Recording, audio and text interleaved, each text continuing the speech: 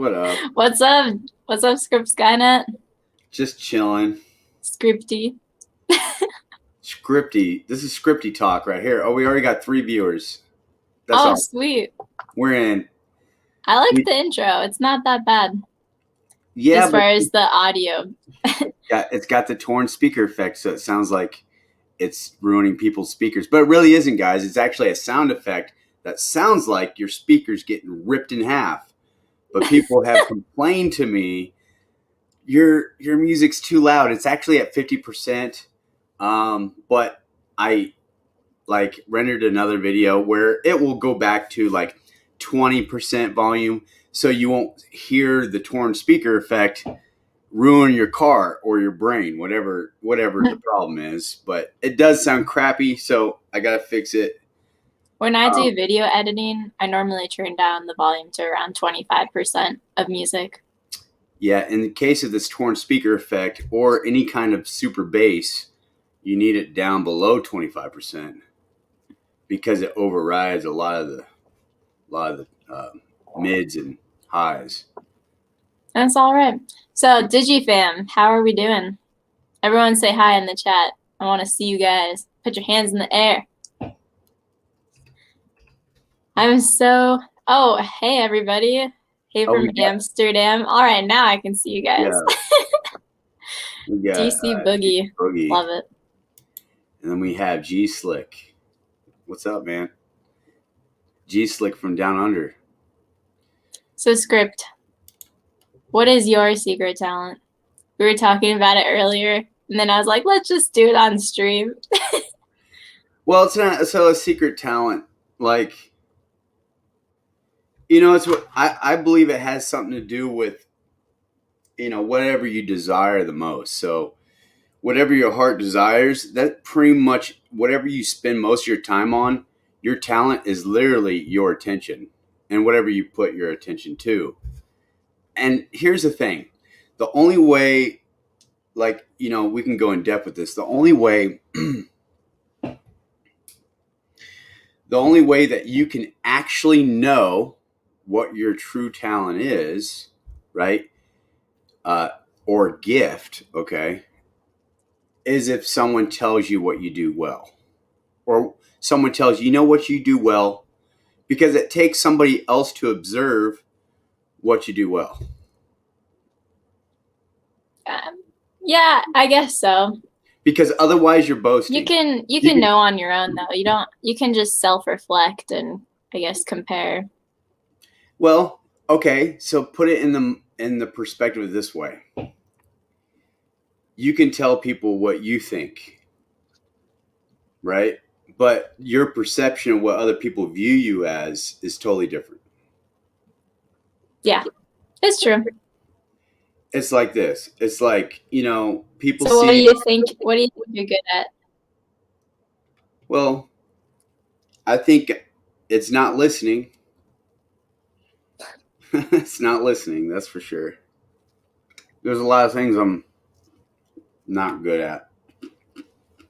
Oh, we don't want to hear about that. No.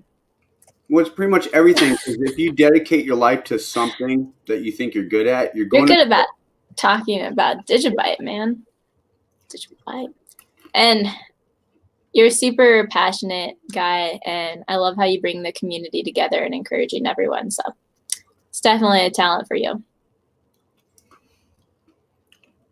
When it comes to gifts, there's gifts that you have, right? Not so much secret talent. Because all things are revealed, right? Whatever you do is revealed. It's what comes out of your mouth is what is in your heart, right? But I can't read your heart. So there's no way I can know you intimately to your heart, right? So that's the ultimate security. The only thing that can know your heart is God. And that's the misperception of all this. People think they're secure from God, which they're not. Everything is being recorded. When we put our digital selves out there in the air of radio waves, all that's even more recorded and echoing through eternity's time. which actually reaches God's throne. So it's a whole nother dimension of talking here, right? But you do have gifts, and other people can see your gifts. And what that guy was saying, what's his name? El Hexadente. Yeah, the Block He Babes. was on our Block Babe show today. Woo! Yeah, if you guys haven't seen the Block Babes, go over there, subscribe, watch all their videos, support them. We need to have them surpass the big names because it's so important. So important. Okay, because they're doing really well. They're getting some great people on their channel on YouTube. So the Block Babes, go. We have some really fun guests on. There was one lady we talked to a couple weeks ago, and she works with, well, she's been in blockchain forever, like since 2010, and her boss makes these patents for technology that are so advanced. Like a few years ago, she was telling us that her boss had made around 10 patents that were purchased anonymously until they found out it was Bill Gates. And that was insane. Just to find out, like, her and her team, like, they're developing like really advanced tech. And she was saying that his new patents are going to far surpass any of the old ones and just dwarf them. So hopefully they're all good technology. I know technology can go either way, but hopefully they're used for good. But yeah, check us out at the Block Babes on Twitter and YouTube. So we have some cool guests on. So DGB's going up. DC Boogie says it's because we're chatting now, and we have the heartbeat of the pulse of TA of DigiByte. The actual order book, we know. No, I'm just joking. See what I'm saying? You can never know. Okay, so what he said was he has the ability, his talent is having the ability to find somebody's talent in someone else and manifest their gifts so they can know what it is. Like, it's kind of like how you're enlightened or you receive a certain ability to reach a certain step where you break through, you have a breakthrough, and you're like, oh, this is what I want to do in life. Or, oh, I get it now, right? Mm-hmm. That's what he was saying, that he had that ability to bring that out in somebody. Yeah. I'll tell you what it is. It's called a gift of helps. Simple as that. Oh, cool. It's because you're helping somebody. Yeah. And you have that, don't you? You have the gift of helps. Absolutely. I believe I've touched a lot of people's lives in ways I don't even know. A lot of times I don't know until I'm like moving away, and then people come up crying. They're like, I can't believe you're going. You're like the light of my life. So it's just nice to be someone's positivity, someone's sunshine if they don't have any other sunshine. And I get along with everyone no matter their beliefs. I'm just seeing the good in everyone. Okay. You're a painter. Yeah. He's a great painter as well. Script, do you paint? No, I think he's talking about either God or the hexagon. Oh. Okay. Chief, who are you talking about? Clarify it. Oh, that's all right. Pretty sure. So how do you... Look at you like, oh, that's all right. Look at you. I want to talk about DigiByte now. Okay, let's talk about DigiByte now. What makes me sad is that there are so many people who have never heard of DigiByte. Even still on the Block Babe show, when I mention DigiByte and I start talking about it, people are like, what is that? Or on my own YouTube channel, they've never heard of it. So thankfully, I'm bringing a lot of awareness, but at the same time, I wish it was more well known. We need more DigiByte exposure. Well, they're rampant with watching videos of Doge. Doge. They know what Bitcoin is, you know. They heard of Ethereum. Some people heard of Ethereum before Bitcoin or understood Ethereum before Bitcoin. And some people... That's all you... There are no words for them. They're mean Which people. So DigiByte, Doge yeah. has borrowed technology from DigiByte. Guys, What? DigiShield was made in 2014 to prevent chain freezes because there were a whole bunch of miners that were making groups, making mining pools, and they'd hop around from one blockchain to another, mining whatever was most profitable at the time. And so when they left each blockchain, there'd be like long periods of no blocks being made, and that was not efficient for the blockchains. So DigiByte actually found a solution with making DigiShield, and then DigiShield actually was the solution and not only helped the DigiByte blockchain, but was also implemented in Zcash, in Dogecoin, in Ethereum, Bitcoin Cash, in 24 plus other blockchains. So it saved a lot of people. I have to admit that DigiByte technology, of course, it was a code that helped, right? The real-time difficulty adjustments, right? But here's the thing, like DigiByte, I notice you have a bunch of fans of DigiByte. People are tired of that, but that's okay. Everybody has, that's how I got in. I'm like, DigiByte, woo. Okay. So, but that's the thing, that it changes your life. Okay. The thing is like DigiByte itself does not try to take credit. It will give you the facts on what's actually being coded out there on the blockchains. You know, I mean, they're just helping, right? That's the thing that Josiah was telling me is like all they want to do is just say, hey, here's what DigiByte's doing. It's going to solve your problems. We figured it out ahead of time. You go ahead and have it for free. And then, so it's not, it's a very humble approach, but here's some facts. But then if, again, it's a prideful thing to say, if you really study it out, oh, it's in this and this and this. Did it really work? Yeah, you can talk to these other communities. You can talk to the devs and then just use it. I mean, you don't have to say, hey, we're using DigiByte technology to save our blockchain. But eventually it's going to have to happen. Like, or they're just going to find out their own way. But it's free. I mean, why not? I'm super grateful that DigiByte technology has helped a bunch of other people. That's good. That's what DigiByte is for, is to help mankind to make things more efficient. So yeah, ultimately it's good. I'm glad. I mean, if people dump, like we were talking about, I used to mine Litecoin, and I was with the group, with the P2P pool, okay? And we grouped our own pool, and there was like, I don't know, 20 of us mining Litecoin. And we would find, 5 blocks a week, and we would split the rewards from Litecoin. When the hash rate dropped, okay, because of the halving, we all pulled out.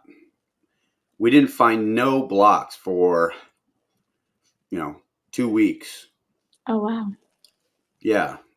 So the difficulty adjustment ramped up, right?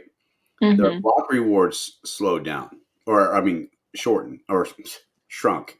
Yeah. Less of it, right? But it's really the difficulty. So yeah, that's kind of the thing that you have to watch out for. And DigiByte has that, solution for miners and merge mining hopping around and just taking all the hash rate that was stable on the network mining from, the pools and then just jumping around, right? Mm-hmm. So, well, because they find a better deal over here, and then they find a better deal over here, and then they find a better deal over here when they mine. Whole different world, mining world. Mm-hmm. So, yeah, I mean, why not use the technology? But it's good. It's good though. If it's not profitable for them, then there's not going to be as many miners. But then the difficulty adjustment in real time, DigiByte has real time after each block, the adjustment or the difficulty is adjusted. So if there's not as many miners at the time, it'll get easier. The difficulty will get easier, so people come back. So it's actually quite a nice balance. It is. And you need balance, even in your own life. You know what I mean? Like, I need balance in my life. You know, if too much of We one all thing, need balance. too much of one thing will destroy you. And you need that balance to overcome that, you know, that super hyped feeling and just keep going and going and going. You might just fall in a ditch. What's up, Dub Digital? You. Hey, Dove Hello. Digital. What's up? Tori Lee Powers and Ready. Oh, look at this. Ferdy. What's up, Ferdy? Oh, is that our friend from Australia?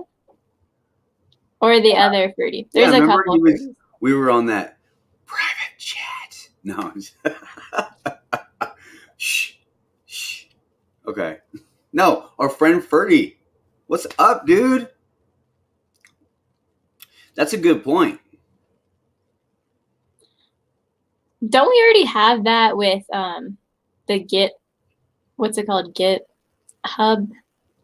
The GitHub?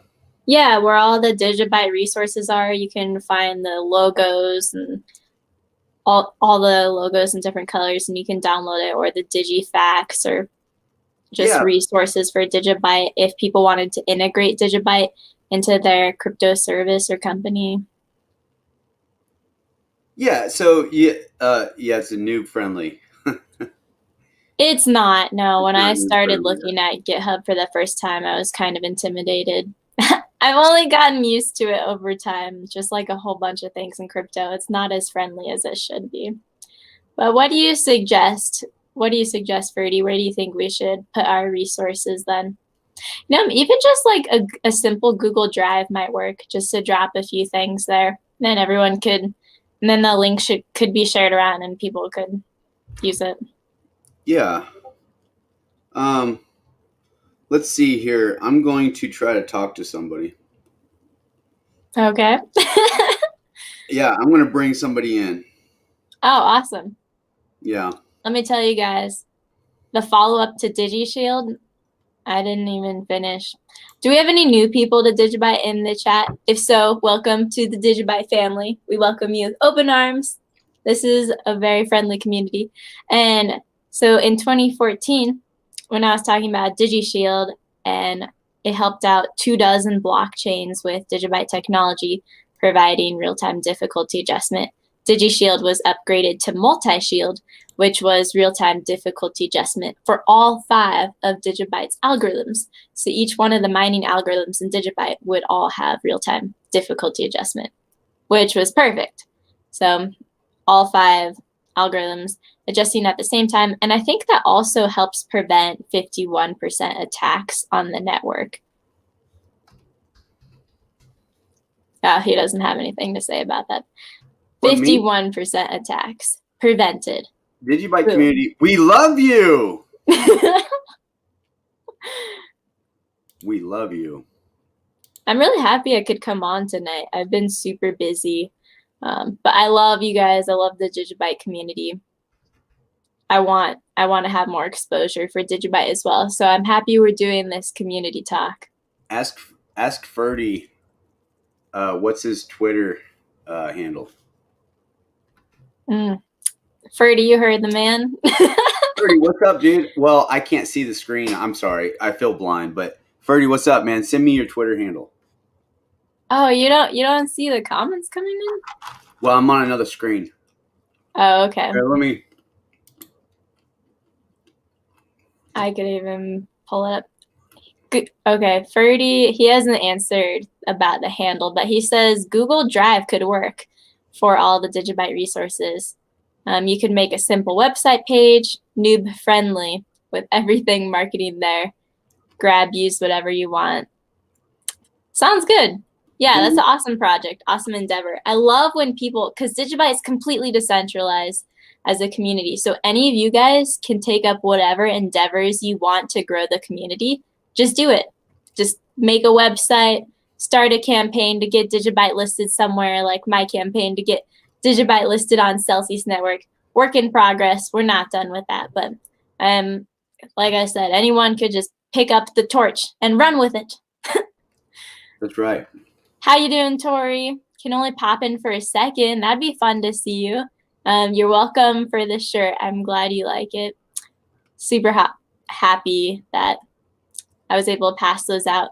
DigiByte is 7 years old now. It was founded January 10th, 2014. So we just celebrated the 7-year birthday of DigiByte again. And oh, guys, by the way, those 7-year t-shirts for DigiByte, they say unstoppable and then DigiByte blockchain on them. They're available at cryptyshop.com until midnight tonight. And then I'm removing them forever.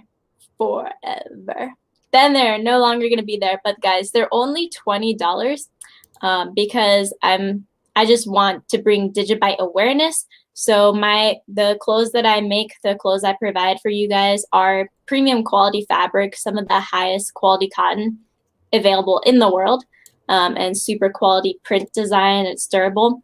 But yes, they're $20 just for DigiByte awareness. And cryptyshop.com if you want to pick one up before midnight, and then they're going away. They're limited edition. I just sent you the link, Ferdy. If you, I messaged you on Twitter. Go ahead, Dub. I sent you a link also on Twitter if you want to join as well. So let's get to the comments. We all love DigiByte. Oh, yeah. Hey, Tori, what's up? What's going on? Yeah, howdy, DigiByte people. What's up, bro? How did you like your interview last night? All right, new people. Like it, I haven't seen this name before. DigiByte, the longest pump and dump in crypto. Oh, okay, that's why I haven't seen this. Oh yeah, okay. Tori, oh, what's up, Tori? Yeah, what's going on, man? Oh, do I have? Oh, yeah, okay, I'll do that. How do I do that? Wait, I just right-clicked it. What's going on? Yeah, there you go. All right, guys. I am also posting a link in the chat because she mentioned about the unstoppable DigiByte shirts. Go over there, visit her site, Woo! shop Yes. for DigiByte, and there's other cryptos too as well. Yeah, everything that I believe in. So yeah, so GitHub's not noob friendly. That's right. So it's a great idea to do the marketing and Ferdy, you got a bunch of cool ideas, and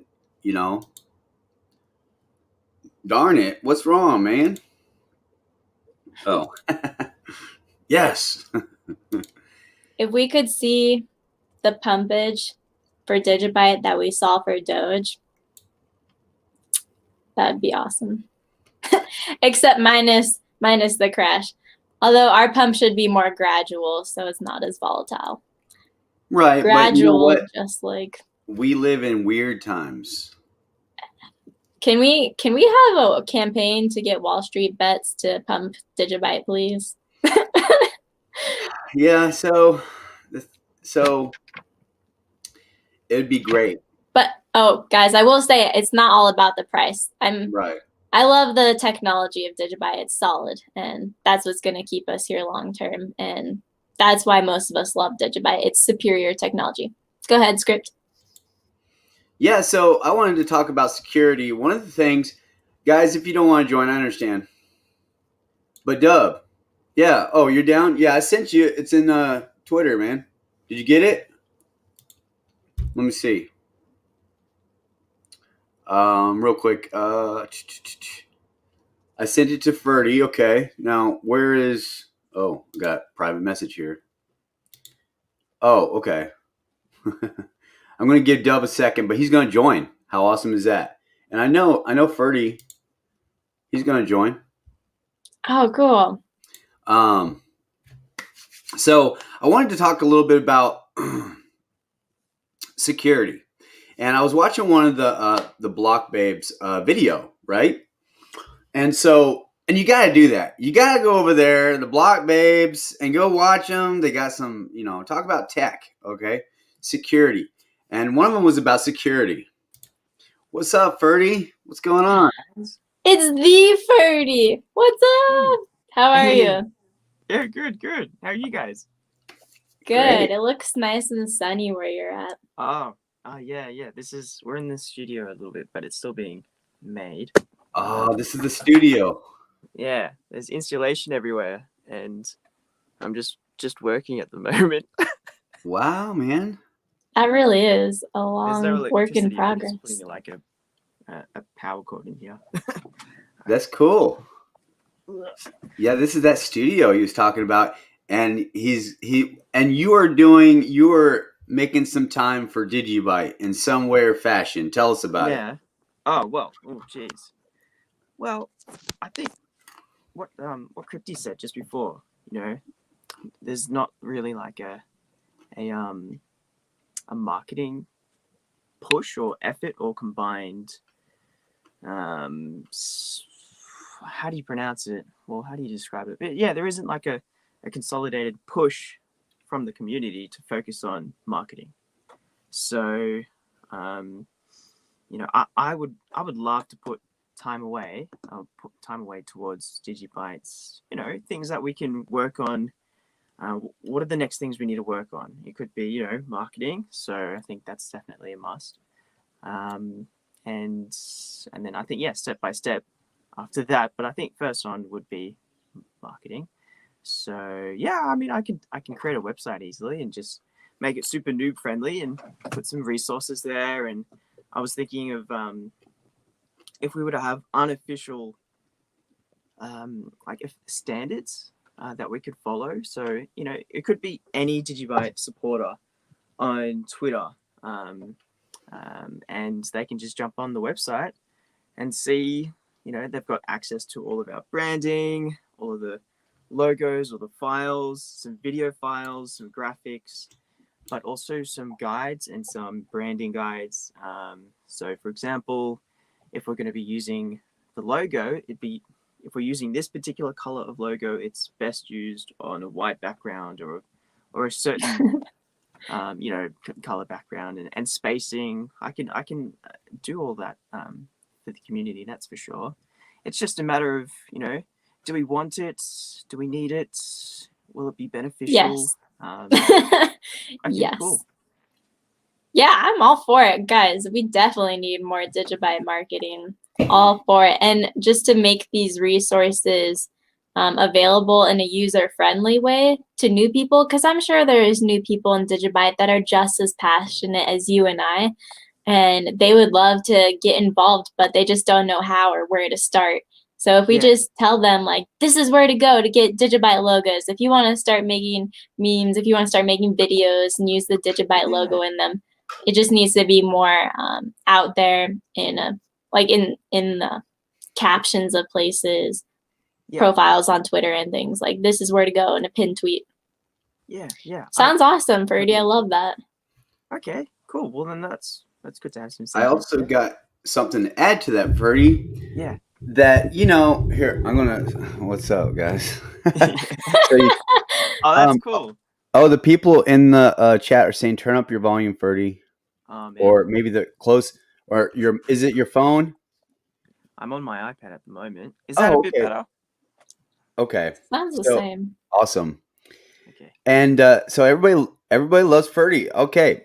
So like you know how like you had like somewhat of a pamphlet or some kind of marketing tool brochure or how to get started marketing or how to build your business with DigiByte or and it gives you everything you need to know in layman's terms that all they have to do is just click the links. And then is that what you're saying? I mean, Yep. That's anything to make jumping through hoops easier, and the less hoops you have to jump through, the better.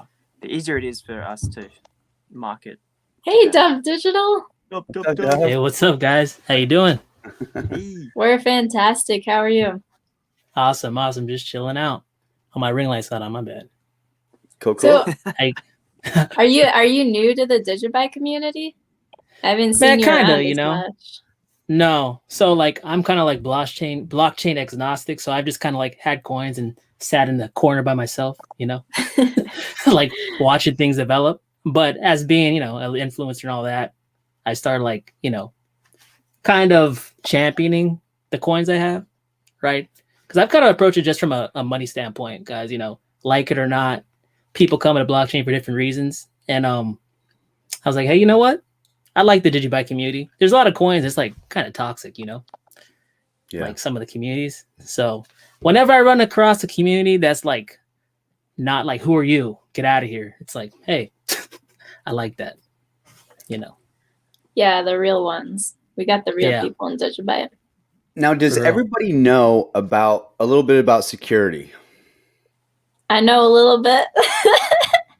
I wouldn't call myself an expert in anything, but I have plenty of common sense, more than most people have. Yeah. Okay. Like, people are always talking to scammers. I'm like, you need to not answer those DMs. Like, those are all scammers. Yeah. Don't do that, guys. WhatsApp, here, call my number. They're pretending to be the person that you just viewed or fully trust on YouTube or you know what I mean. Like you watch a YouTube video, like Dub Digital. I watch him one day and all of a sudden Dub Digital sent out a number and says, call me on WhatsApp. I'm like, yeah, that's a scam. So I like reported that for you, Dub. Hey, you never hit me back, man. I'm just kidding. Not me. Not me, man. Not me. Yeah. Thank you. Thank you. It's crazy. It's crazy out there. And so what those are, it's a phishing technique. And phishing technique ranges from those kind of ways to get you hooked on the bait to steal your personal information, mainly your phone number, so they can SIM swipe you, right? So SIM swap, yeah. Use the technical term, SIM swap. So, and what that is, it also ranges all the way up to text messages or emails, okay? And they're pretending to be something that they're not, hoping that you'll take the bait, okay? But it's a hook. It's a hook. And the best secure level that you can bring to yourself is just don't use the internet, stop using your phone, just personally go down and visit your family, write them a letter. Okay, no, I'm just joking. You want to use this technology. You want to use the web. So there is a catch-22 with all this, guys. I mean, I was watching the Block Babes, and they were talking about security. And I think Annalisa was talking about using Google Voice, right? Mm-hmm. To use that, so if they do find your number, like they're trying to SIM swap you, right? And they try to search your number for your personal information, they won't get anything. Okay, So that's the whole point of that, right? Voice phone number, sign up and get a Google Voice phone number and use that in place of your real number. So that gives you an extra layer of protection because it's not your actual phone number, but it's something you can log into and check. Now, here's the loopholes. I'm going to give you all the loopholes so you guys know. So Google Voice attaches to your account, your Google account. Now, it masks it's an actual phone number that's not a landline or to your cell phone, okay? But it is attached to your Google account. Now, the only downfall with this is if you call somebody, okay, and they have Google Voice too, it reveals your personal identification. Wow. So that's the only downfall. But usually who you That's call... That's messed up. Well, it reveals you through a memo underneath that says this person uses Google Voice as well. And you just like say, well, if that's all it says, that's fine. Like, yeah, that's fine. I mean, Google Voice user. I thought it was actually showing your real phone number the way you said it. It actually shows your name and your real phone number, yes. Oh. But here's the thing. Those people, but you have to call them. You have to call them. Normally is what Annalise was talking about, right, was using the number so they can't track you, right? So that's the whole purpose, right? It's basically like spoofing. As third-party apps, people spoof you, right? And there's ways to find unblocked numbers through third-party apps as well, but it's all tied to your Google account. Now that we're catching on that everything's tied to your Google account, Now, what are the measures to protect your Google account? What are the loopholes in your Google account? Now, we're not talking about the actual service that they're saying, hey, this will help. Now, if you are subpoenaed, okay, through proper authorities to Google themselves, Google verifies the subpoena and they will reveal all your personal information, your phone number, your account, and your the position where you're at, your like an IP or your everything. They'll reveal everything. That's rough. Now, that's the loophole. Now, here's the thing. When you do a Google account, okay, you want to make sure with your Google Voice, right? You want to make sure you add a PIN in, okay, which is it gives you an extra layer of security. So when someone, or with your phone, I'm sorry, with like AT&T, T-Mobile, or stuff like that, you want to give an extra PIN to your account. So if someone does try to fish for your number, like they got your number and they're trying to SIM swap you, right? Because they have they're pretending to be you. They have first of all, they have to have your proper identification to the T. So that's like, I was watching the video and Crypty Girl said it's on the black market. We don't know. There's been so many security breaches that pretty much everybody's hacked. We're talking about personal information. So they have to have that first. And it's so available too. Just Google someone's name and their phone number and their address, and all their family members are in the yellow pages or white pages online. I'm like, what the heck? Why is this public information? The government doesn't really care. Like any registration with the state or government, it's all public.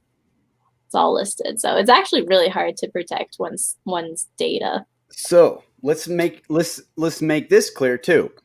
When and if, okay, now how is not the question. It's when and if you do get hacked, okay? And it doesn't matter through any proper authorities that you're supposed to trust. There's so many loopholes in the system.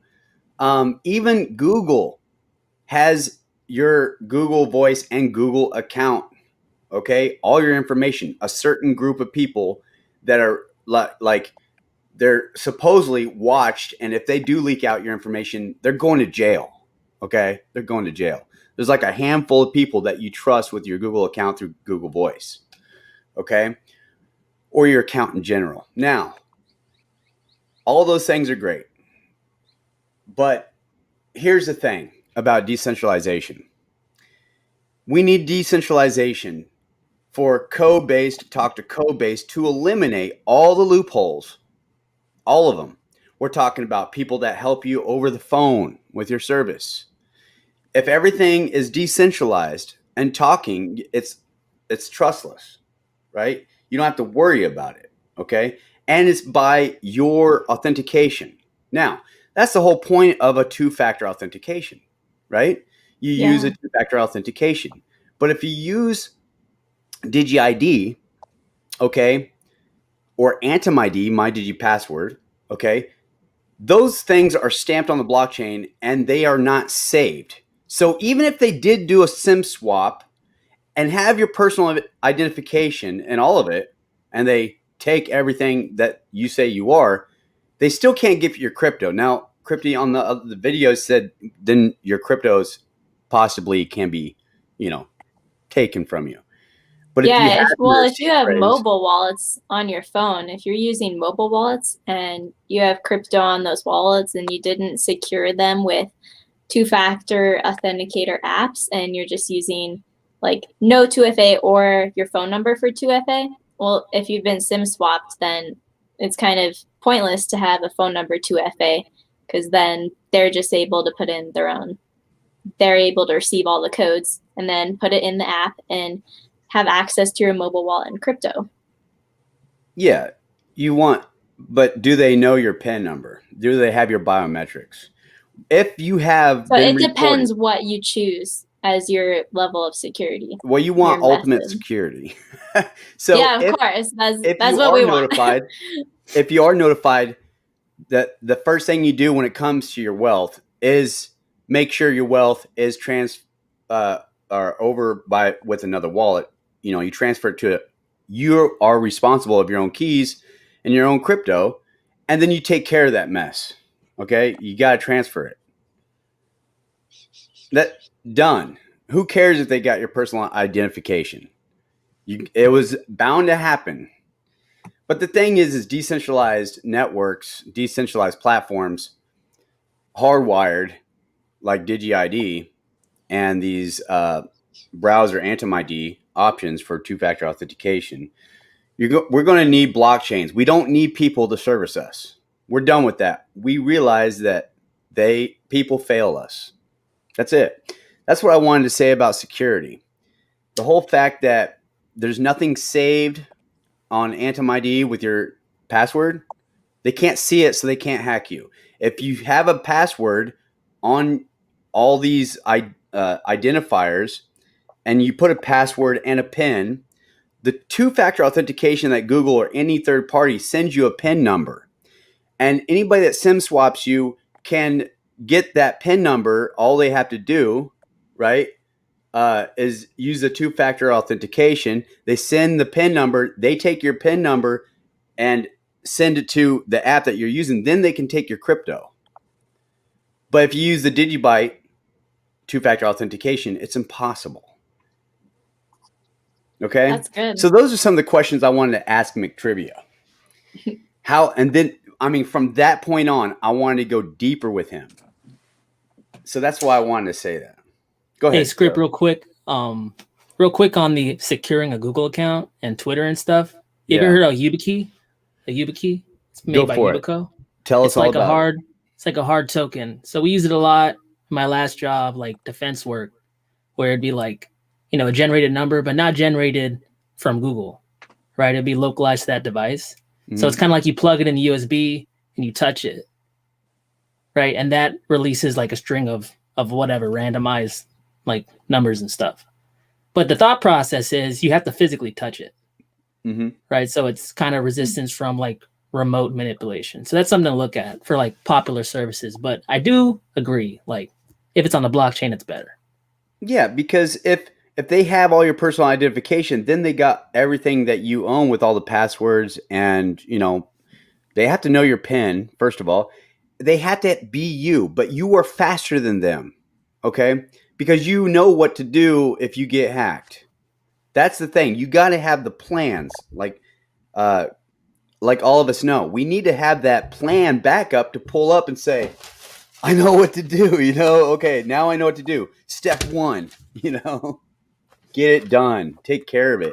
Actually spend a day, like call all your services, find out, what's the appropriate step and measure. Just like they have an easy number to say, all right, cancel my credit card. Someone's got it. I don't trust them, right? Or I lost my wallet. Well, also, that's a really cool thing about the YubiKey Digital. Thanks for bringing that up. So I'll check it out.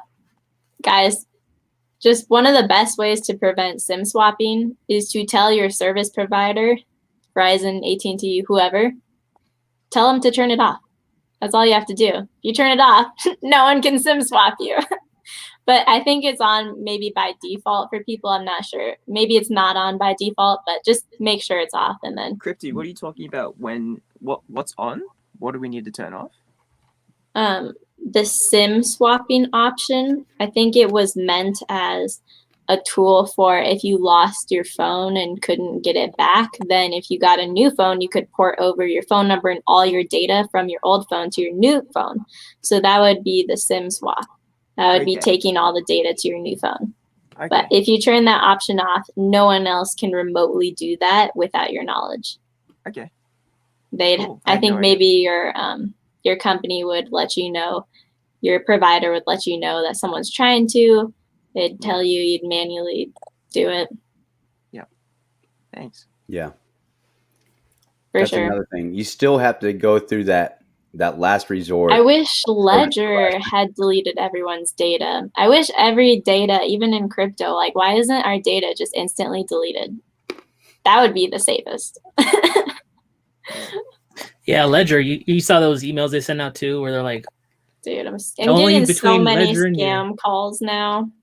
Oh yeah, for real. 3 Like, so times many. a day. Yeah, it's crazy. Jeez. Well, Hey, Script.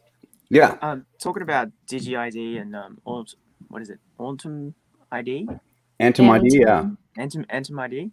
I never really got into it, or never really looked into it, just simply because when I did try to look into it, it looked, the UI, the new friendliness of it, it really it just turned me off. And as much as security does Same. turn me on, security's good. the it just didn't look. I don't know. I feel like I need to put it out there that we need to let the Antum ID people know. Just if they could create like a really super simple UI. I mean, look at Uniswap's UI. It's really clean. It's really fresh. It's simple. It's easy. If they could like mimic a similar feeling UI in terms of easiness, simplicity, and all that, I'd be so down. I'd be on that, and I'd be promoting that. But yeah, just from the looks of it, it looked complicated. I mean, mind you, I did look like 2 years ago. But So I got a question. So have you tried to use it? I haven't even tried to use it. Okay, so basically you get the two-factor authentication generator going, the Antum ID, DigiID, Antum ID on your desktop. You pop open the application. When you're going to your password, right? Then you change your password, and then you generate the code. When it says change and it's an empty blank password block, you push the generator, and it generates you a code, and it goes in there, and then it's done. And your password's not saved there. And you do it again on the confirm the generator, only on the generator, not the login. Because if it separates that. Okay. I gotta say though, that's a good point, right? So I'm from like a business background, and things just turn people off. Like, some people aren't into tech like that, and like I remember I could have been in crypto probably a year or two earlier, but I couldn't store it, It's scary. I don't want to lose my money. Like, so those things really do deter people, like for real, Okay, so basically the UI looks like crap. I've never seen it. Yeah, but so, like that's a good comment. Well, yeah, I mean, so Ron, contact them. Tell them. Guys, I just had a phone call with Yan. Yeah. The co-founder of Antum ID. Juan? Like last week or something. What's maybe up? a couple weeks ago. But no, Ferdy is not wrong. He's on I share similar feelings, and I actually did let him know I was kind of feeling the same way, because I am someone who wants to be able. I really want to use Antum ID. I really want to use DigiID and my DigiPassword. Yeah. I had a lot of confusion between the difference between them all, what they all mean, why they're all titled differently. Yeah. I had a long conversation with Script Skynet about that a few months ago. I was like, why is it called Antum ID, DigiID? Just things like that instead of just Antum ID. Since I wanted to create more content about it, since I was looking up what is it, I didn't find a whole lot. So I was like, okay, well, I'll just make it. I'll go test it out, and I want to secure my own passwords and everything too, personally. And I had looked for like an hour and 10 minutes, just where to download Antum ID to my web browser. I had a hard time pinning down the website, and I was searching through YouTube videos and articles, looking through all the captions and everything. And I finally found the site. So I'm like, okay, it's mydigipassword.com. And then when I went there was like 3 different options to download as browser extensions. And I studied each one for like 20 minutes trying to figure out the difference between 1A and 1B, or just whatever they were called, but they were so similar. I was like, which one do I choose? I don't know. It was so difficult. So I finally just chose one. Maybe it had more reviews or something. But it was, even for me, like I would have given up long ago if I were new to DigiByte, if I were new to crypto, but I was trying so hard to figure it out. And even for me, that was very frustrating. I'm not super techie either, but I love cryptocurrency. I love DigiByte, and I wanted to figure it out, but it was just the process was too long and complicated. But when I was talking to Yan on the phone, he told me it'd be getting easier, which I believe he has. I know he's doing a lot with them, and he has a lot of plans in the works. So there's only so much like one person can do or 2 to 3 people can do. But hopefully it gets easier. It should, though. If you want adoption for this, if you're going to have password protection like that, it does need to be a simpler process. Yeah. Is DigiID and AntimID, are they separate or are they the same thing? They're separate. DigiID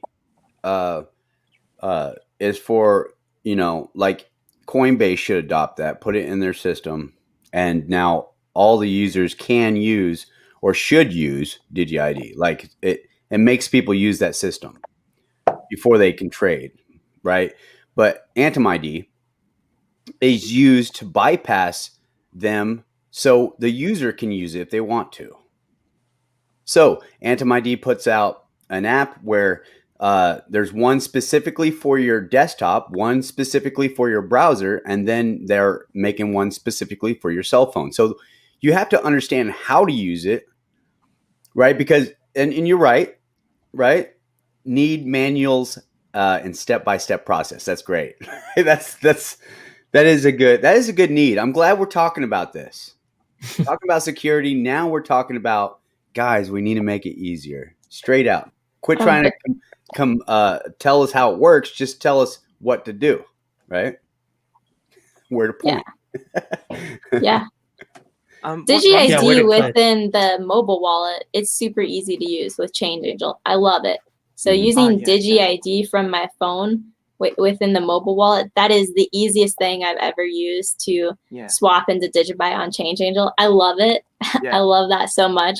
But for my actual browser extension on my computer, using my DigiPassword, that was not as easy. Okay. Well, I think Ron commented just before, and he said they might not have had enough money. Well, if that's the case, we can create a campaign within the community, sketch up some drafts of maybe some UI interfaces and some needs and wants. Get them all out there. See what the community thinks of the drafts and the sketching and sketches. And if they want to fund it, we can all pitch in a little DigiByte here and there, and we can get it done. So it's almost equivalent. That's a great point. That'd be cool. We need to focus on certain things. Josiah asked me the other day when I was interviewing him, do you like the fact that DigiByte does a whole lot of things, or do you like the fact better they just focus on one thing? Now, this is where it becomes a community effort, right? Because there's only so many people doing free things for our project, right? Or the DigiByte blockchain, the user base. And that's why we need a collaborative effort from the community to get certain skills and abilities to offer up or make these things happen, especially talk about them. But really, after we talk about them, seriously consider them and move forward from that, right? And not just have it on YouTube. Now, and I do agree, because using AntimID versus DigiID, which is use your wallet, scan, and then you're in automatically, is totally different. When you use DigiID, AntimID, it's just like learning how to use crypto. It's the same cryptographic technology. What you do is you put your address in the send and receive, and then buy crypto, and then that's where your crypto goes. Same process. You want to change your password using cryptographic technology. You put the address in the password link and then push enter, like you buy it. That's the same process. It's exactly the same process. So once you have those correlation down, once you have that picture down in your head, that's exactly what it is. It's not hard to actually use the product. I just had a hard time trying to find it. Oh. Well, we need improvements.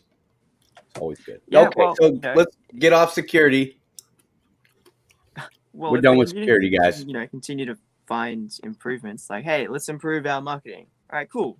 Well, let's focus on marketing now, or let's improve our user interface, or let's improve our features, or let's improve whatever. We can. It's just a matter of conglomerating, coming together and picking out which issue or which area we want to work on, and then we'll get to it. We'll do it. Yeah. I think we just need a community sentiment and approval.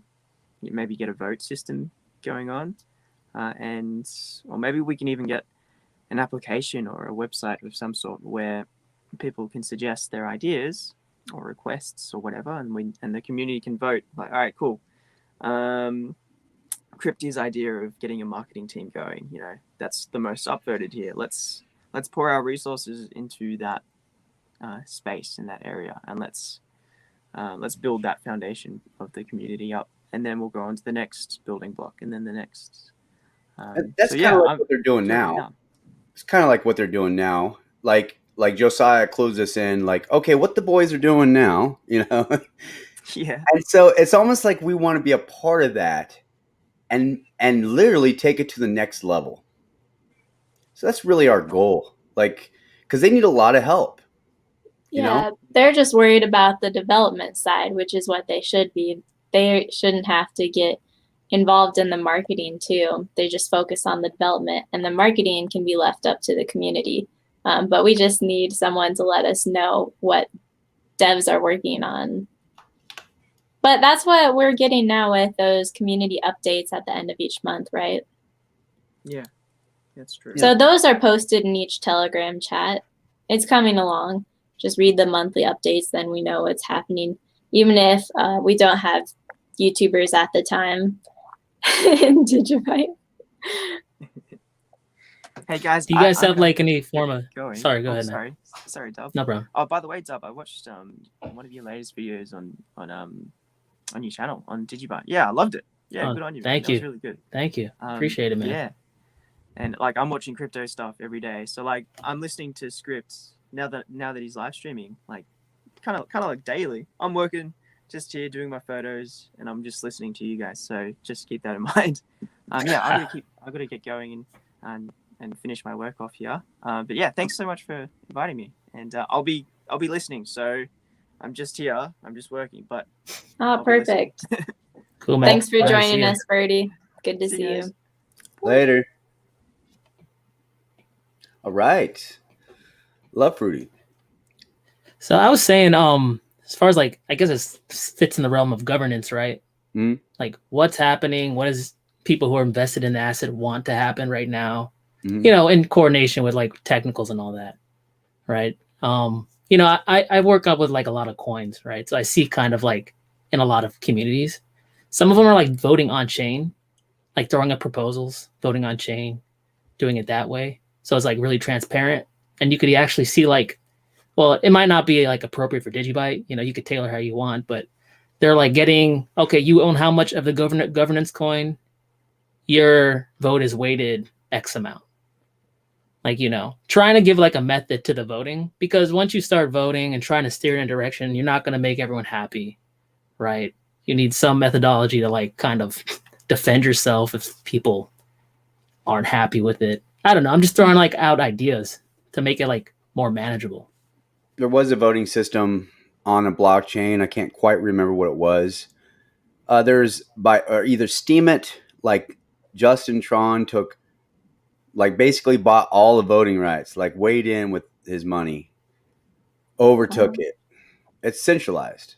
If your vote is weighted by how much you put in, and that's, you see what I'm saying, then basically he took it over.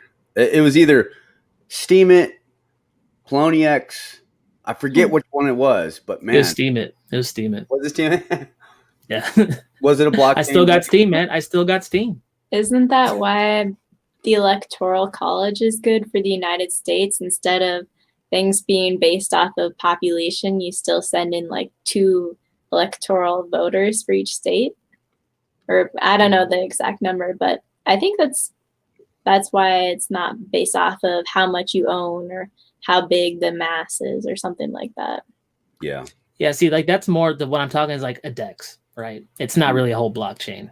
So like as far as that's concerned, the DEX, it releases governance coins per the collateral you put in, right? So it's basically the more like you believe in the asset, you invested theoretically more in the asset.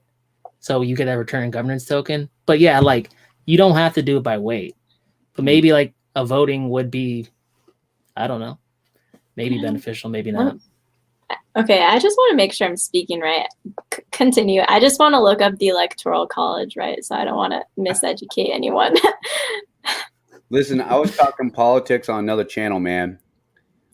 So now I'm thinking about totally representatives in Congress too, because I might be mixing that up with the Electoral College.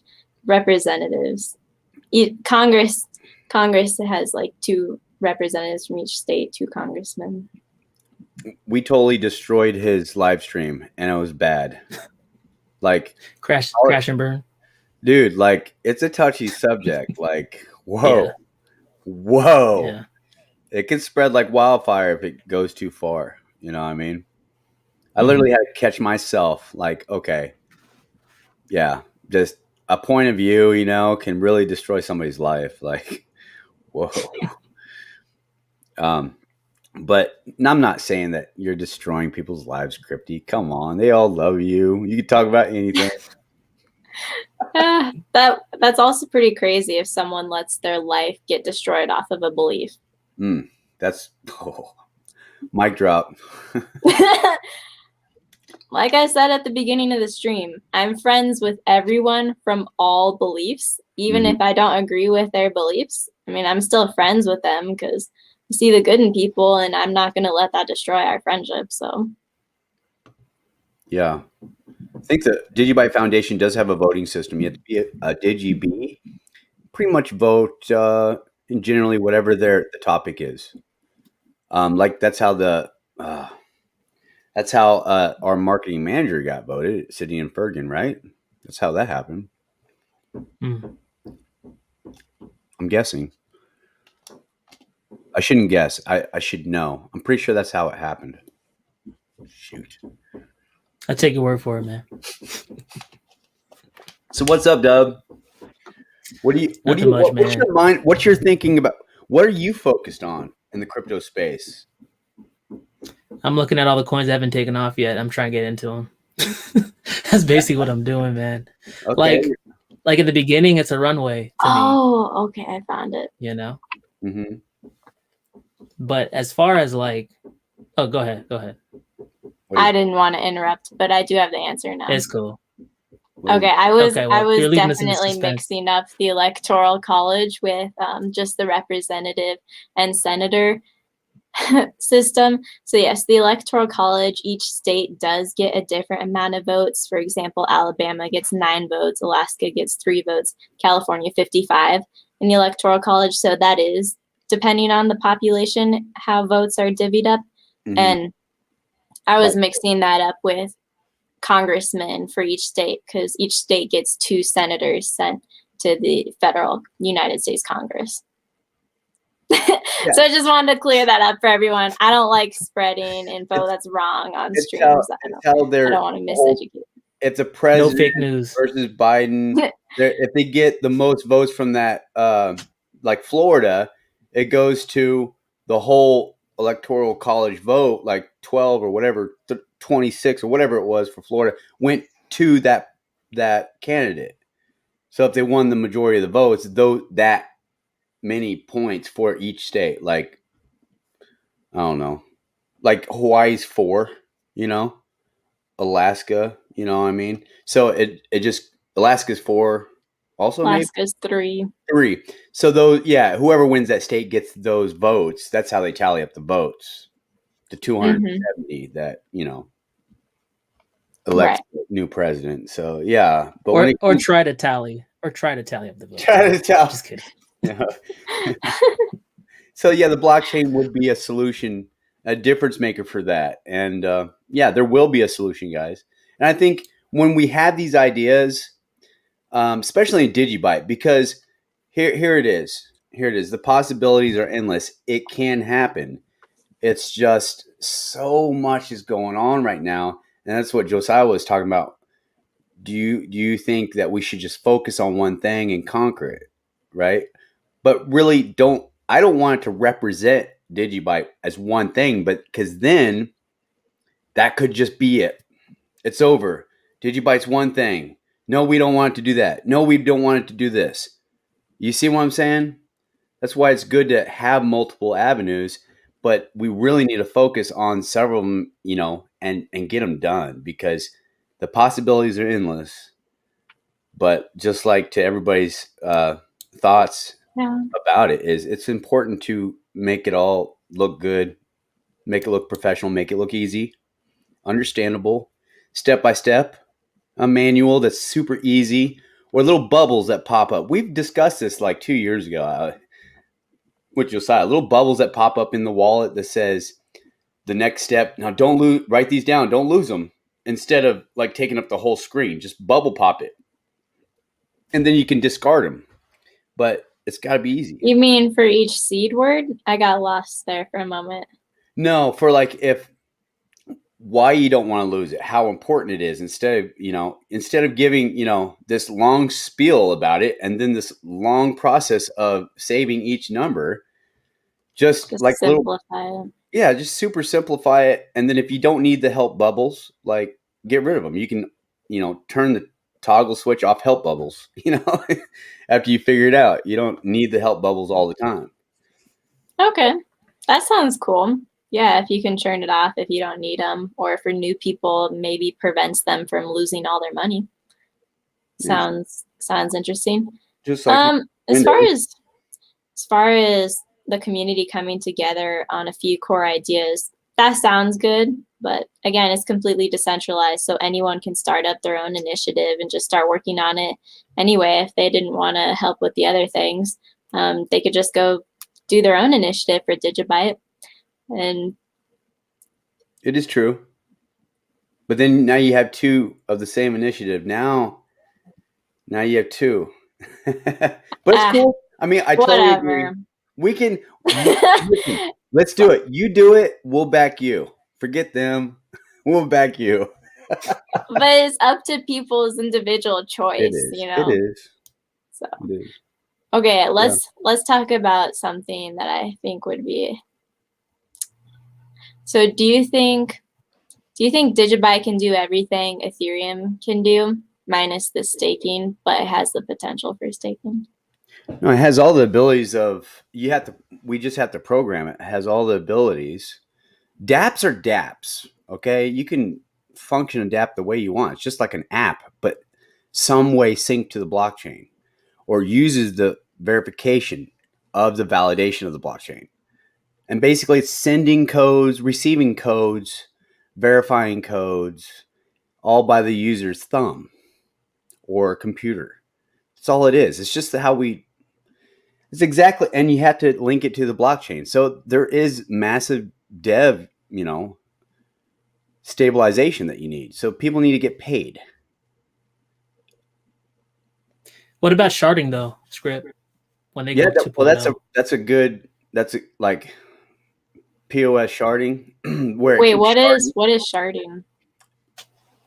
It's like Ethereum's 2.0 once it goes live, right? Like I believe when I see it, but once it goes live, it's apparently like sections of a blockchain like split up, scattered across, like I guess you would say space or whatever, right? They're not full parts of the blockchain, but if one went down or was unavailable, it could like spawn out. So it's not using like all the resources all at once, right? So basically, if there's a bunch of shards all over the place, it's like it makes Ethereum like super scalable, because like the transactions closer to that shard over there, like it handles the transactions over here, right? It's really complicated stuff though. That's probably why Ethereum's 4 years late.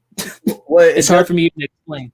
It does it again, Dub. So after it shards, you did a good job. It breaks apart. I'm trying. And those shards break apart, and they shard and shard and shard and shard. So they keep sharding, and it relieves the the build up pressure and the blow of Ethereum to get better transaction fees. Yeah. It's like fragmented. It's like a Fragmented. decentralized system fragmented all over the place, Mhm. which is like obviously sounds difficult. Like I couldn't even start to try to do that. But that's one thing that I think of, like with Ethereum, if they could pull it off, that's like one of those things where it might be too much to bite off, right? They might choke on it trying to bite it off. But if they do, that's like pretty wild. Yeah, you know? definitely. Yeah. Crypto Knight left a good comment. He says, sharding takes a transaction and breaks it into 1,000 pieces and put back together at final point, protects identity. So putting it back together. Yeah. It's fascinating. Well, yeah, but it's also one of those things, is it possible? Like it just sounds so fantastical, you know? Yeah, would you say, I didn't formulate that thought right. So DigiByte can do smart contracts, right? And Yes. you can build on the DigiByte blockchain. DigiByte has a super solid foundation. I know it can be built on. So why don't more people build on DigiByte like they build on the Ethereum blockchain? Because it's raw. The process isn't as simple, or it's a UTXO blockchain. So there's a lot of mainstream people that know, that have been there and done that, would help build Bitcoin. You know, they're on Ethereum. So it's like so the application layer, that's where the DigiByte assets, Digi assets are built upon and used and executed. That's what you have to learn how to do. Okay, you just got to learn it and start building on it. It's more advanced than Bitcoin. You got to understand. Do you think the programming language has anything to do with it? Like I know a lot of people know Solidity, you know? Mm-hmm. Like, do you think it's just because they're like, well, I know this, I might as well just try to build on it? Is it like something like that, or? I don't know, because I know a lot of people learn Solidity. I don't know those answers right off the bat. Now, what is Solidity for? Solidity is the program, like the language written for Ethereum, you know? Yeah. There's been other blockchains that have been trying to like do it in like regular non-blockchain programming languages, but I know Ethereum started with Solidity. So did everyone just get invested in learning that and they don't want to switch? Did Ethereum have a marketing budget and then they were able to pay all their devs to build on it? Or yeah, like I'm trying to figure out where we went wrong, because Ethereum and DigiByte were both founded in 2014. Well, and then one chain had everything built on. Nothing went wrong. Everyone learned that, or no, nothing went wrong. They're two different chains. They're two different protocol chains. One's a UTXO, 5 algorithm, base, three digital asset layers, right? 3 protocol layers, pillars. But the thing is like, they got to have free time. DigiByte is truly decentralized, so the community is decentralized. People literally put up their own money to do something, but eventually that's going to, come in time. So there's a lot of traction from the Ethereum blockchain. There's a lot of traction from the get-go before ICOs. So that has a lot to do with it. And yes, Ethereum has money. They have money. I think it came from the DAO hack, right? Remember that? Where everyone put money into that thing, it got hacked, and that's where you had the split between. Oh, really? Yeah. So basically, I guess as an initial fundraiser to get that money to build stuff, they had a smart contract that a lot of people were depositing money into, and then a hacker found out that, hey, I can't hack this thing, but if I ask 1,000,000 times for like withdrawal, it'll give it to me. He just withdrew like a bunch of Ethereum at like low prices, $16 of Ethereum, like millions of dollars, right? So that's what caused the rift in the Ethereum community, because half of them said, hey, this is blockchain. We're not rolling anything back. That's dumb. That's Ethereum Classic. And everyone else who's ETH, mainstream Ethereum, they said, let's roll it back. No, I don't want to be part of that if someone's sitting out there with a bunch of money. And that's how you have the divide. So I think the Ethereum, like ETH, they rolled all that back, all the stolen assets. So they're sitting on a big treasure chest. And now you're looking at Ethereum Classic over there who are trying to be purist, but they got no like money. You know? Yeah. So There's I a lot. think, Okay. you I know, think I vaguely remember learning about There's that there's stuff. a lot of danger in rolling back chains because yeah. That makes sense. I always figured that since a blockchain was an immutable ledger, that chains couldn't be rolled back, but now I'm learning more about rollback. So yeah. So the thing is like because they split off a different chain. They tell that chain like we're not using you anymore, and then they just keep going with a different side, right? Like there's a little fork there. Yeah. Yeah. That's basically what the rollback is, like to the point where it went wrong, then they go back and then they break. yeah. I mean Yeah. yeah, and not only, but what the blockchain is supposed to be a secured platform network that if someone did lose their things, then they have to be notified. How are you going to notify an anonymous person's address and tell them, "Hey, look, we're going to roll it back. You're going to get your money now." You know what I mean? Like, there's a lot of people that didn't get notified. Think about how much money is in their pocket now. That was one of the arguments I remember reading. Like, so people think, oh, it's gone. But hey, I never lost something I never had. I couldn't lose what I never had. It was my dummy move that I sent it into the ether. You know what I mean? And then, but Yeah, now literally. someone else has it. Hmm. So Yeah. That actually sounds very dangerous. So even if nothing went wrong, could miners just band together and decide to roll back a chain and like undo people's transactions? Or I don't know. I think the difference is there's an inherent difference between Ethereum and like DigiByte and UTXO. Mm-hmm. UTXO is like basically digital cash. Like Ethereum's an account-based blockchain where you have an assigned account. That's why they could get all those ERC20 tokens in there, and they just, you send it to Ethereum and it sits in there because it's your account. And that's why all the major stable coins, the government loves those because they can freeze them. Like when you really think about Ethereum, it's not digital cash. It's very useful in like terms of smart contracts, but it's not digital cash. But Bitcoin is UTXO, and Bitcoin had 2 inflation bugs in its history. And the first inflation bug in 2010, they rolled back the chain because 600 or 6 billion Bitcoin were minted in the inflation bug, and then they rolled back the Bitcoin chain. Oh, then I have no idea. That's scary. Thanks, Gregson Wong. I really appreciate your criticism.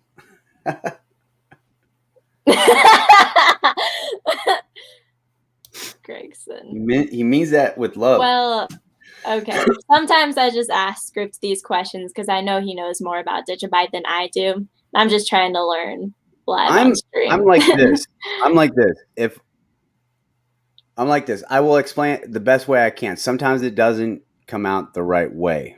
Now, you mentioned about smart contracts, execution, just like Ethereum. We have like DigiBroker with DigiAssets. We have like a DGB Dex would be good. These are things that are still in development. So think about this, if you had, it's just not capable now, but if you had the money, it's capable. Okay. Exactly. It's just a different chain, right? Even Bitcoin can authenticate. Okay. So the thing is like Dove's right. They focused on interoperability with usability on dApps for managing your farms, right? Exactly. That's why it's so attractive. And that's why the ERC20 tokens can talk to each other. That's why you have Chainlink and all that. Well, RenDGB is that now you can bring the liquidity of your DigiByte into the ERC20 platform, right? And so you can generate wealth. So there's a lot of things these chains can do that need more chains to do it and communicate. But DigiByte itself is a better coded Bitcoin where it is like an Ethereum. You got to understand it's going to be great. There could be something that's built upon or helps DigiByte in the long run. But the thing is, DigiByte does have its own ecosystem. It's still the raw UTXO blockchain. It's just more advanced. So is that wasn't technical? Is that what you're saying, Gregson Wong? Is that the stuff that you don't like to hear? I thought that was great, man. Just let me know, because it is. It if sounds that's good. Yeah. if that's not I think it comes down to money. Yeah. If we had the money to pay developers to just do it all, then we'd be done pretty quickly. the economic ninja is in the house. Whoop whoop. Yeah. Well. Yeah, you know what though? I was gonna say, sorry, Script, but I was gonna say, the one thing I really like about UTXO blockchains is you could atomically swap them. You know, back and forth from Decred has a cool DEX, man. They got a cool DEX where you could swap Decred straight to Bitcoin and Monero. You know, why not add DigiByte? It's UTXO based, right? And once that really comes down to it, like people really understand what UTXO can do, like they could all get chained together. You know, why not? I really got really excited about when I went to the first Litecoin Summit in 2018, and they're talking about right there, you know, Lightning, you know, and all that stuff. I asked Charlie Lee about like atomic swaps, like what was his plan and his end goal. You know, it's basically just to bypass all kind of exchanges, and if that's the point, and like it just comes down to a drop down where DigiByte just happens to be there. I think that's what DigiByte really needs, is an easy point of access for everyone, right? Because I'm a crypto nerd, and DigiByte's not everywhere. You know, Right. So, but that's a good thing for me when I look at a project. It's like, okay, check, check, check. Oh, no, it's just that it's not easy to get into. That's an easy problem to fix. You know, once you open the gateway, it could come fast. It's better than like having lagging tech. You know, some projects got that going. You know, at least it's been built slow and steady with a solid foundation. So it's built to scale and last for a long time. And eventually all those things will come. And probably the community will massively grow then. But yeah, it's built right, which is, I mean, security is what's needed when it comes down to it. So I don't care if your chain is faster than ours, if there's no security, if it's centralized or things like that. So it's all good, bro. It's all good. It's all good, man. I mean, if you guys want me to get super techie, I can. DigiByte has been gatekept a lot too. Yep. You mean with their the boot on its neck? A lot of people have not listed it, and there's no good reason for them to not list it. Like everything's been prepared, all the implementations were done and just handed to them on a silver platter. Like, okay, ready, go ahead and list it, and it hasn't happened yet. So that's one thing that I think a lot of people haven't heard about DigiByte for that reason. It's just been, I guess, censored in a way because it's truly decentralized. That's why I'm guessing it has some censorship, because something that's truly decentralized takes away power from big people, and people always crave power, want power. I don't know, like I'm not referring to anyone in particular when I say power, but it's an amazing project that is completely decentralized, and decentralization means freedom for all. So yeah, I was happy to see it get mentioned by, you know, like what was it, Zelapay or Zpay? I thought that was cool. Yeah, you know, because I do see you guys hustling out there on you know, social media. Like, I can't say that you guys aren't hustling for sure. And like finally, like, so it wasn't in America, right? Okay, whatever. It's, you know, it's in the Gulf. Mm-hmm. But see, that's a big economy. Like, maybe it's gonna be from the outside to the inside, you know, unfortunately, that happens for whatever reason. The awareness teams, we have awareness teams all over the globe. You got to understand, we have a flag of DigiByte awareness team back in that flag. He means a logo with each kind of flag with a DigiByte logo. Yeah, on Twitter, like that's where they represent. That's where their flagpole's in the dirt. So that's where they're evangelizing DigiByte. So there's a DigiByte, there's a main DigiByte awareness team, the core members. Then you have all these other DigiByte awareness teams that have represent their flag where they're located. So those people are evangelizing DigiByte. So are the core teams. They're talking. We basically, the awareness members or the awareness team brings people together with the awareness members and eventually make a deal with an AMA or something like that. And so ZellyPay did come through an AMA a year and a half ago. It was a big deal then. And if we played our cards right, Nice. it was successful. And yes, there's, partnerships, Rudy's involved, the foundation's involved. Many other people are involved. And everybody did their part. I mean, remember Blazard did a bunch of promotional memes for the AMA, and then they could use the emojis that had the elephant with the DigiByte logo. Remember that? I don't know if you remember that. I don't remember what the memes looked like, but I'm sure Blazard was out there hustling. Yeah. Oh, yeah. And so everybody has their function. Everybody has their part. But that's the thing. Everybody's doing. There's so many DigiByte people out there. I don't know everybody. I only have 17,000 followers on Twitter. I only follow 800 people. You have 17,000 followers? Oh, 1,700. I'm sorry. It's like, wow, dang, Scripty grew, man. like, whoa. Sorry. Yeah, exactly. 800. I'm following 800. I have 1,700 follow me. And, I'm not the most desired, loved person like Gregson Wong. He's like, stop talking technical.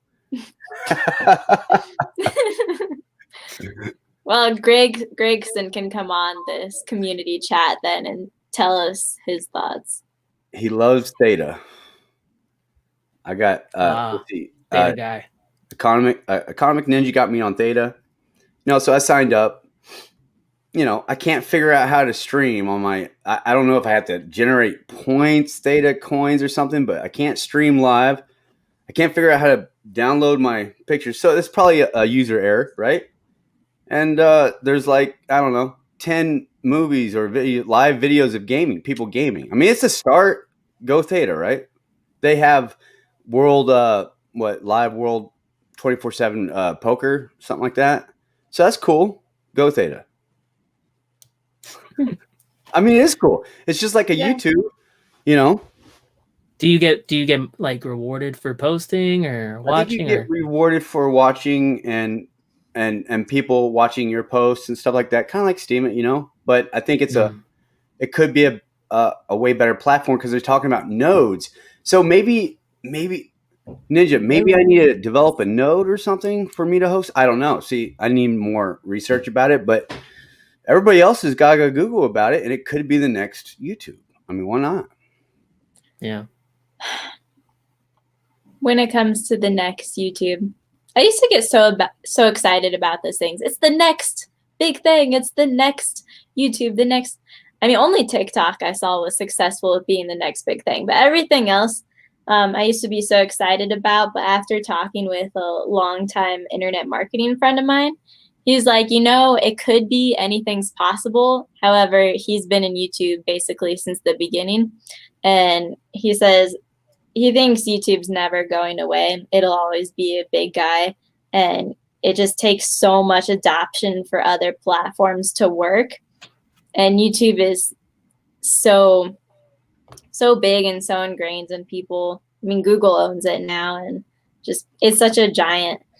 Everything he said just sounded pretty reasonable. I'm like, yeah, I guess. So he says YouTube is where it's at in terms of marketing and money and growing a business. It's a good platform to scale. And even though it's been around for years, you can still build a brand off of YouTube. You're not just going to, if you try hard enough, you can still build off of YouTube.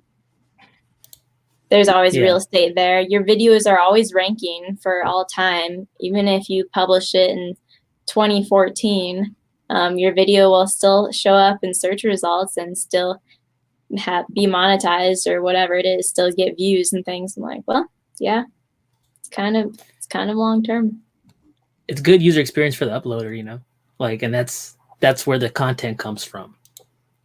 Some of these other crypto, where you can monetize your stuff, you get the coin, you're like, well, I can't find anywhere to sell it. And if I sell it, I have a big bag of it, the liquidity's thin. It's just so hard just to monetize. And then also if you even if you do, you got to post to 5 or 7 platforms because everyone's fragmented. Like people just gravitate to YouTube because it's the easiest choice. So I hear what you're saying there. I'm all for decentralized alternatives though, and I hope they all do succeed. But it's realistic for only one of them to succeed. So we'll see which one. I tried to post on smaller platforms, but I'm just not very good at keeping up with it. Yeah. Hey, what happened with that Celsius list you guys were passing around? I got too busy. I was the main one heading it up. I made DigiBytePetition.com, which is where you can go to sign the petition if you want DigiByte listed on Celsius Network. And I was really pushing for that in December, and that was one of my top 3 endeavors. I was hosting the Block Babe show, running my own swag shop business, and then I was pushing DigiByte petition. I was emailing YouTubers. I was like, go sign this. I was talking in Telegram chats every day and tweeting. I was like, sign the petition. So we actually got around 1,300 signatures, which is pretty good for a decentralized community to get 1,300 signatures of people saying they would deposit some of their DigiByte on Celsius Network to earn interest on their DigiByte, or to use their DigiByte as collateral for a cash loan, which would be super nice. So there's definitely a lot of community support, and that's one of 2 things needed to get assets listed on Celsius Network. So the first thing is community support, and the second thing is just integration with their providers. Fireblocks was the main thing. So now we need we need Fireblocks to integrate DigiByte to make the platform listed, I guess. And so I was like, okay, talking to the DigiByte Foundation, and they said they'd check in with Fireblocks. Fireblocks told them they really would like one of their customers to request it instead of just a community that's not one of their customers. So I guess we need Celsius Network to go to Fireblocks and ask them to integrate DigiByte so that DigiByte can be listed on Celsius. But we've done so many of their steps for them as a community. Like, I'm sure no project has ever done that before for Celsius Network.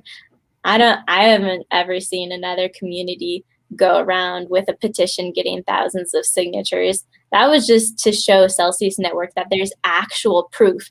I just want to be able to show them there is community demand, because they're always talking about, as long as there's community demand, we'll list it. So that was something I was working a lot on, and I still have it in the works. I never closed the petition. So you guys who are all viewing, watching, you can still go to DigiBytePetition.com and sign. But since I just started a new job a month ago, and that took on my 3rd endeavor. I could only do like 3 things at a time. So I haven't been pushing the petition as much. But I need help like getting Celsius Network to list DigiByte still. And I think they'd be open to it. I wanted to come to them with thousands of signatures, but 1,300 is good enough. So yeah, I mean, we hit the thing pretty quickly too, I mean, because I use Celsius right now, and I was like looking, I was like, DigiByte's not here yet. Like, DigiByte's not here yet. Like, I would totally put my stuff down there. I missed what you guys were saying about Celsius. I'm sorry. Really quick, 1 sentence. What happened? She's working real hard. She's working for the team. Put the team on her back. Celsius giving her the runaround. Really? So we need Fireblocks to integrate DigiByte so that Celsius Network can add it to their platform, and we can all deposit DigiByte there. So I'm working as a freelancer. Huh? I think a few people in the DigiByte community, we were talking about the interoperability with that. Well, yeah, I was just talking to a few long-term DigiByte community members, and they were helping me kind of advertise the petition and get it spread around.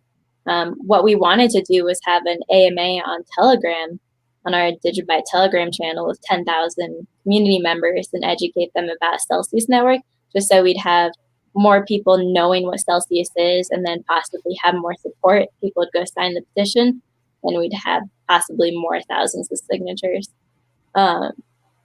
Yeah, but that's what we found out. Basically, the co-founder, one of the guys at Celsius Network on executive team, they told us we need Fireblocks to support it.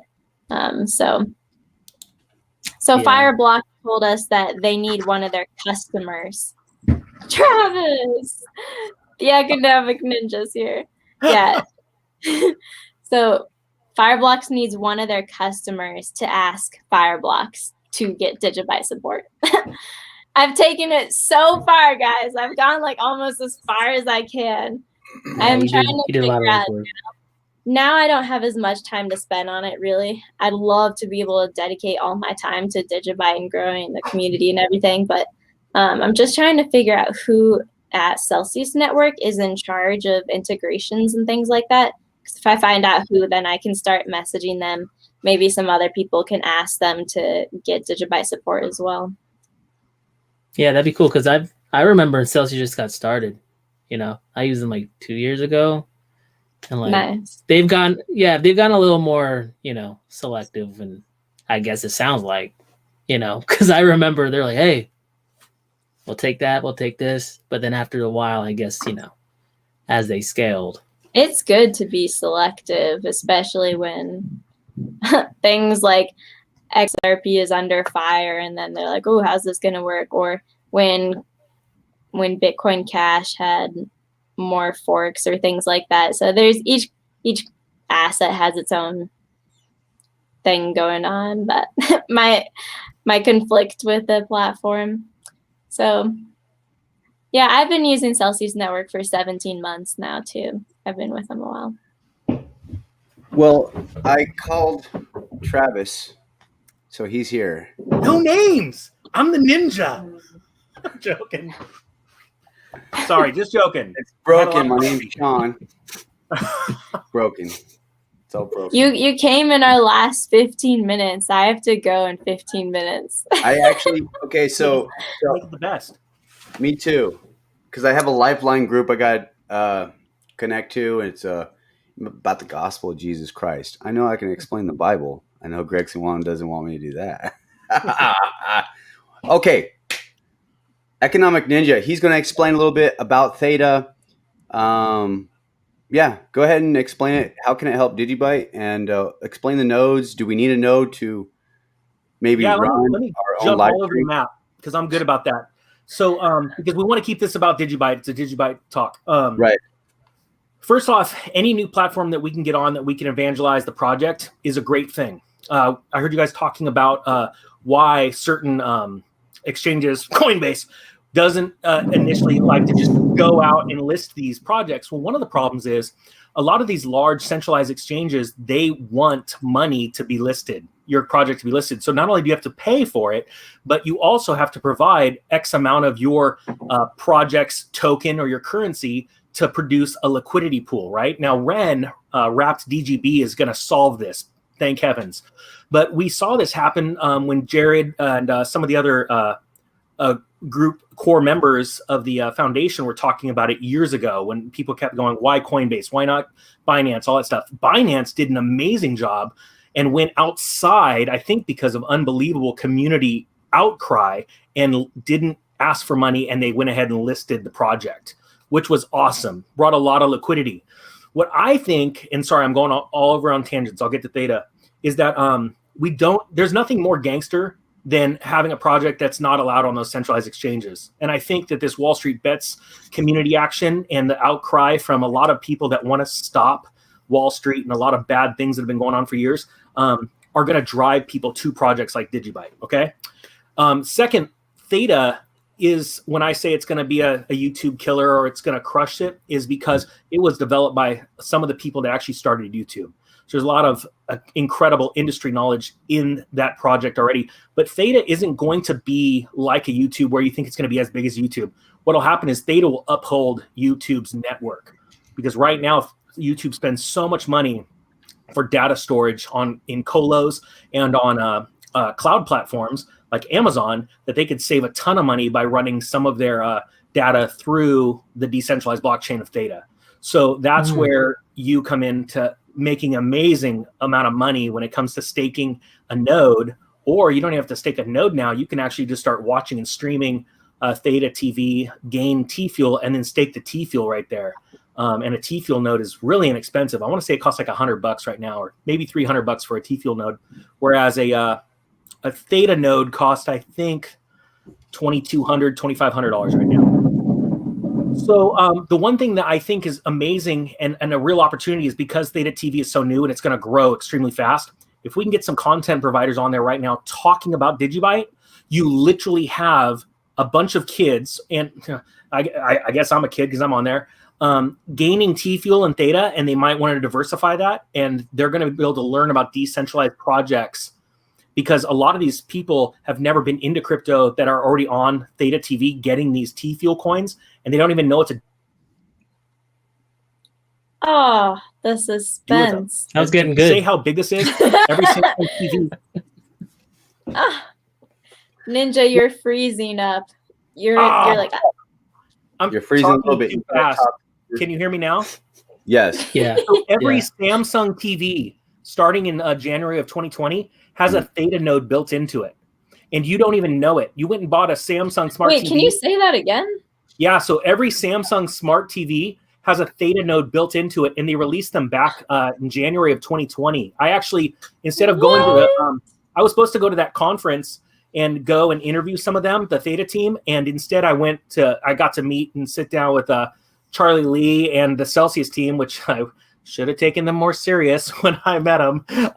But I went that route anyway to the Litecoin conference. But many people don't even realize that your smart TV is actually producing T-Fuel, and if you don't, select the right selection on the menu, it's just sitting there. So it's pretty huge. But wow, really, that's huge. Yeah, it is. And if you think about it, it sounds funny because a lot of my viewers just lost their minds when I announced that I'd sold all my Theta to buy DigiByte, and to say it, I sold it at the wrong time was an understatement. We 15x'd our money. I sold the last bit of Theta to buy DigiByte, and literally right after I bought the DigiByte, it went down 20%, and Theta over doubled within 2 weeks. Oh yeah. Ooh. So it was a few Lambos later, you're going, hey, that wasn't the best idea, but it's because I believe in the project and I know where DigiByte is about what it's about to do. And there's been some comments I saw today about not being a maximalist, and that is, there's a good point in that. We don't ever want to be a maximalist. We want to view these projects because we're so new in the tech for what they are and what they can be. But the reason why we want to be diversified, and I'll give you my portfolio as an example, DigiByte is my company's and my personal largest holding. And what I do is I go make money from other projects, even though DigiByte has outperformed Bitcoin on a percentage basis this year. And it also, outperforms it on the downside too. It's just more volatile. But I go make money somewhere else, and then I go pour it into my DigiByte because DigiByte is literally the gangster of the crypto space. It was built that way. Jared, when he envisioned this, it wasn't supposed to be flashy. It was supposed to be useful. And that's funny because human beings only buy investments when they go up. They don't buy them when they go down. That's what investors do. Speculators buy things when they go up. Speculators buy things that are flashy and that are on the TV and being advertised. And that's what you're seeing right now with the big projects. I mean, no one's even questioning Polkadot. It just, hey, I'm here. I'm 10 billion. Let's have some fun. And everyone's like, Polkadot's great. And I'm like, so you just bought a completely centralized project that was 100%. I mean, it's not even mined. It's just, here we go, So to even think that DigiByte will be completely mined out, at 2035, and I envision, I haven't ran this by Josiah, but I bet you there'll be a day where we'll see a couple of the algorithms turn into proof of stake, because at that point you're going to, even though the project will live on after 2035 with the nodes and people will still get rewarded, there'll be a couple of, I'll bet you we'll see staking nodes in there to where it even upholds the market even more. And I just see it as a very big moneymaker, to be honest with you. Oh, for sure. Yeah. Man, wow. like a flood of information. Sorry. That was great. That was great. I loved it. I'm here for all of it. Yeah. Super awesome. That- Yeah, diversification That's awesome. is good. DigiByte has the right technology. And I don't see anything wrong with like earning some money with some other cryptos and then putting it into DigiByte, especially if there's not like really use case in the other ones. They're just good for pumping. So Yeah. I mean, it Yeah. still helps DigiByte. That's really, wow. The T Fuel with the TVs, Samsung TVs, like, whoa. Yeah, and you know I what's gotta- funny about that is they keep that out of the press. That was in the press a couple of years ago, and there's so much hype right now about Theta, which adds to the volatility, quite frankly. I honestly can't believe that it's, what, a $2.5 billion project already. I was shocked when it pumped, but I think you're going to see it worth so much money because of what it is. This is essentially a secondary internet. It's video on demand is so expensive, and Theta figured out how to do it for a quarter of the price. So there's going to be days where Amazon goes, why are we running AWS on our servers when we could put, let's say, 10% of our computing power on the Theta network, pay these people that are running nodes a fraction of what we pay, and it's more decentralized, which means we're not open to like geopolitical risks or environmental hazards, you know? And so Absolutely. that's huge. And then in the same sense, that's what we're talking about with DigiByte too. Someone hit me super hard one day and said, DigiByte's sort of a dead project. They keep saying all these facts that were false. And they said, well, there's not that many nodes run. You had this old infographic that showed all these thousands of nodes worldwide. And I went and jumped on Noah's node finder. And yeah, there was only a few hundred nodes running. And I said, that's funny. With a few hundred nodes, we're still lightning stupid fast. I go, then that means all we have to do, the only direction we're going is up. And so, it made me believe it even more. It's like the bones of the project, right? Like, yeah, it's not optimal, and we're still here. Exactly. Not only here, Yeah. like stupid fast. Like, I want to be in Spaceballs right now and go, how fast do you want to go? Bitcoin speed or ludicrous DigiByte speed? You're like, well, of course I want to go ludicrous DigiByte speed. You know, honestly. So yeah, and that's the stuff people don't give blockchains credit for. It's like, it's limping right now. Think of it when it's like in its fighting like shape, you know? Yeah. Like, that's why I like to think when I look at a project. Well, I saw a comment that said Dandelion isn't good enough or something like that. I don't remember what the comment was. Whoever it is, throw it in the comment section again. But I did a video on Dandelion just recently, and I used one of Noah's old Medium posts. And it's interesting. It's like it's not a full privacy coin, right? But it's enough to, when you on that core wallet, when you switch Dandelion on and you enact that protocol, you've now just masked your IP address. You now essentially have the functionality of a VPN built into your phone when you're dealing with certain exchanges or certain actual transactions. So you don't have, it's what's awesome is the core wallet even shows it right there. Hey, do you want this one to be private or do you want it to be open? You know, that's a lot of flexibility. There is tech that's built into this blockchain, of course, that gets shared because that's what DigiByte's about, is open source. But what's funny is that people just don't get it. That usually the biggest moneymaker is right in front of your eyes. I mean, all of us, I guarantee you, I've never met Crypty, and I'm sorry, I don't see your name right there. I apologize. We've never met. Dub, was it? Yeah, Dub Digital. Dub Digital. I've never met you, sorry. And but I mean, we probably all have stories of when we had we knew about DigiByte or Bitcoin, but we never bought it, right? It took us a while to finally get into it. And the facts are, it was sitting right in front of us. If we would have literally taken 20 minutes to just read some truth about what the blockchain is and how it's a truth machine, we would have dove in way back when, and we'd be worth 10 times, 100 times what we are now. You know what I mean? Yeah, sure. That's the story of DigiByte. It is going to come out of the woodwork. I mean, it's literally going to rise from the ashes like what's going on with Veritasium. So it's so funny. My favorite YouTubes are always closing their streams with, pay attention to the quiet, silent ones that no one's watching. But then no one talks about DigiByte. I'm like, well, that's my DigiByte for you guys. I have to go. Okay, thanks, Travis, so much for coming on. You guys keep talking, but have a great night. Hopefully I'll catch you guys in another community talk. It was great to meet you, Dub Digital, too. Yeah, you too.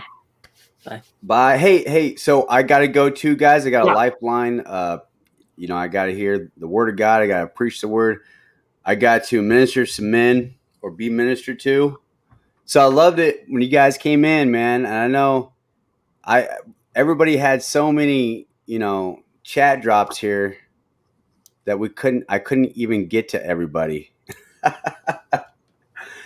So many wealth of knowledge right here, man. So I love you guys. And you know what? Just wave, guys, and say bye. Bye. See ya. Bye. Ninja says bye.